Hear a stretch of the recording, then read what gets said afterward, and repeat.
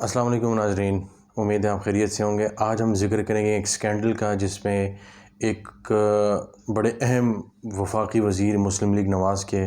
اس میں شامل ہیں۔ میں سکینڈل اس لیے کہوں گا کیونکہ انہی نے اس سارے پروسیس کو جو ہے اب ایک آغاز فراہم کیا ہے۔ وہ ہم تھوڑا سا ڈسکس کرتے ہیں کہ وہ سکینڈل کیا ہے۔ ہوا یوں کہ عمران خان کی جب حکومت آئی تو چونکہ قومی خزانے میں اس طرح سے پیسے نہیں تھے، غیر ملکی اداروں سے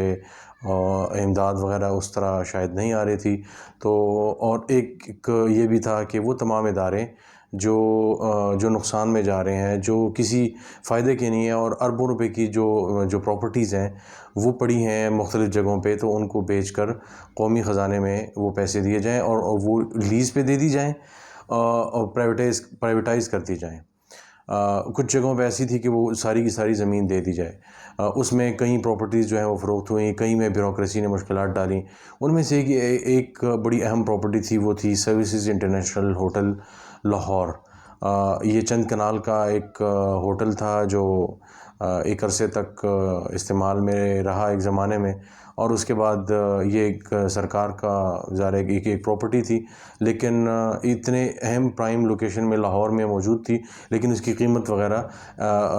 اس کی جو انکم آ رہی تھی وہ بہت زیادہ اچھی نہیں تھی۔ تو یہ وہ پراپرٹیز ان پراپرٹیز میں شامل تھی جس میں حکومت نے سوچا کہ اس کو فروخت کیا جائے۔ تو بہرحال اس کا سلسلہ شروع ہوا، ہر چیز فائنلائز ہو گئی، اور اس دوران جب یہ حکومت آ گئی، جو موجودہ حکومت ہے پی ڈی ایم کی، تو چیزوں پہ صرف فائنل دستخط پرائم منسٹر وغیرہ کے رہتے تھے۔ بہرحال پرائم منسٹر نے کہا یہ جاتا ہے کہ ایک وفاقی وزیر کے کہنے پہ یہ چیز واپس کر دی، اور وہ کیبنٹ کمیٹی آن پرائیویٹائزیشن کو، کابینہ کی کمیٹی برائے نجکاری جسے اردو میں کہا جاتا ہے، جو اس سارے پروسیس کو دیکھتی ہے۔ تو ہوا یہ کہ پچھلے ماہ کی بات ہے کہ جب اجلاس ہوا نجکاری کمیشن کا اور سی سی او پی کا، تو اس میں سب بیٹھے ہوئے تھے، جس میں خواجہ آصف اور خاقان عباسی اور اس کے علاوہ جو چیئر کر رہے تھے، اور بیوروکریٹس کافی سینئر شامل تھے، اور جو چیئر کر رہے تھے وہ تھے مفتاح اسماعیل صاحب، وزیر خزانہ۔ تو ابھی پریزنٹیشن سٹارٹ ہی ہوئی اس موضوع پہ، اور خواجہ آصف نے کہا کہ کیا اس ہوٹل کی جو نجکاری ہے اس کے پیسے جو ہیں وہ ٹرانسفر ہو گئے ہیں؟ تو ان صاحب نے کہا کہ بالکل 1.9 ارب روپے کی جو بڈنگ ہے، اس کے بعد کم ترین بڈر تھا یہ، تو یا میکسیمم بڈر جسے کہا جاتا ہے دوسرے معنوں میں، کہ سب سے اونچی جو بڈ دیتا ہے ایسے معاملے میں، چونکہ یہ زمین کی خریداری کا معاملہ تھا، تو وہ جو مالک تھے، اور وہ تھے چودھری عبدالمجید، اسلام آباد میں، جو B17 Faisal town, Faisal Hills جیسے بڑے پروجیکٹ جو ہیں انہوں نے شروع کیے ہیں۔ تو اسلام آباد میں بڑے جانے مانے جو ہے ریئل اسٹیٹ کے وہ ہیں۔ تو بہرحال اس میں 29 بڈر آئے تھے، جس میں سے چودھری عبدالمجید صاحب نے یہ جو ہے رقم بڈ کی 1.9 ارب روپے، اور اس طرح ان کے نام جو ہے یہ پراپرٹی ہو گئی، اور اس کے بعد جو اماؤنٹ تھی وہ انہوں نے ٹرانسفر کر دی۔ اب ہوا یہ کہ جب کمیٹی کا اجلاس ہو رہا تھا تو خواجہ آصف نے پوچھا کہ کیا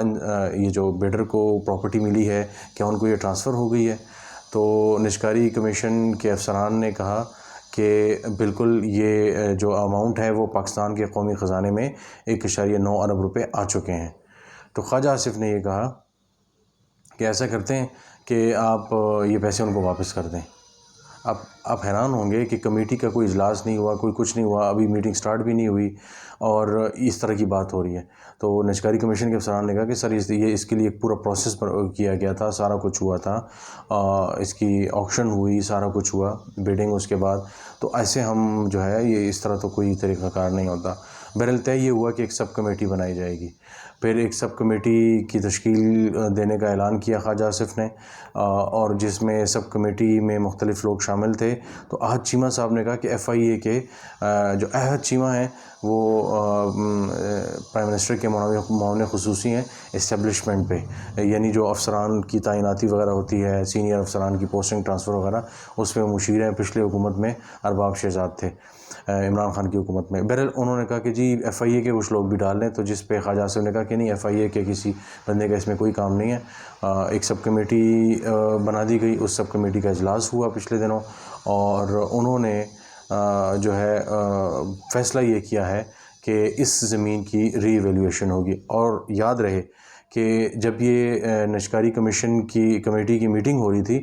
تو اس میں خواجہ صاحب نے کہا کہ مجھے ایک فلانے شخص نے یہ کہا ہے کہ یہ جو اس کی پراپرٹی کی جو سیل جو وہ لگی ہے، قیمت لگی ہے، یہ بہت کم ہے، 1.9 ارب روپے، یہ اس سے بہت زیادہ بنتی تھی۔ تو نجکاری کمیشن کے افسران جو ہیں ان کا یہ کہنا ہے کہ جس بڈر کا انہوں نے نام لیا تھا اس نام کا کوئی بھی شخص بڈنگ میں شامل نہیں تھا، تو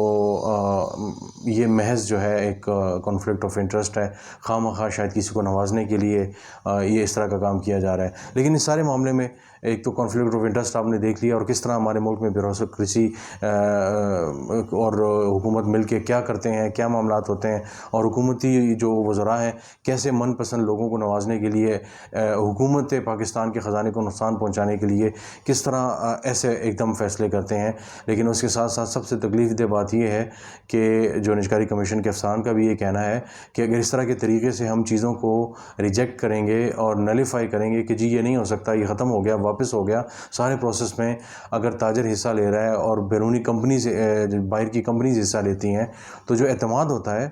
وہ اٹھ جاتا ہے آپ کا ریاست سے۔ تو کل آپ کیا سمجھتے ہیں کہ کیا اس میں اور لوگ شامل ہوں گے اس طرح کی بڈنگ میں؟ شاید اور لوگ شامل نہیں ہوں گے، مخصوص لوگ شامل ہوں گے، کیونکہ انہیں پتہ ہوگا جو بڈ کرنے والے ہیں کہ یہ ملے گا کس کو، کیونکہ جو پچھلے کو ملا تھا تو اس کو تو واپس ہو گیا تھا۔ تو یہ ہمارے ملک کی بدقسمتی ہے کہ اپنے من پسند لوگوں کو نوازنے کے لیے ہم اربوں روپے قوم کے داؤ پہ لگا سکتے ہیں۔ 1.9 روپے تقریباً 2 ارب روپے ہیں، تو خزانے میں اگر 2 ارب روپے آ رہے ہیں لیکن ہمیں یہ منظور نہیں ہے، اس کی وجہ یہ ہے کہ میرے کسی عزیز، کسی دوست، انگریزی میں جسے کہتے ہیں بلو وائٹ کو یہ چیز نہیں ملی، تو یہ کسی کو نہیں مل سکتی۔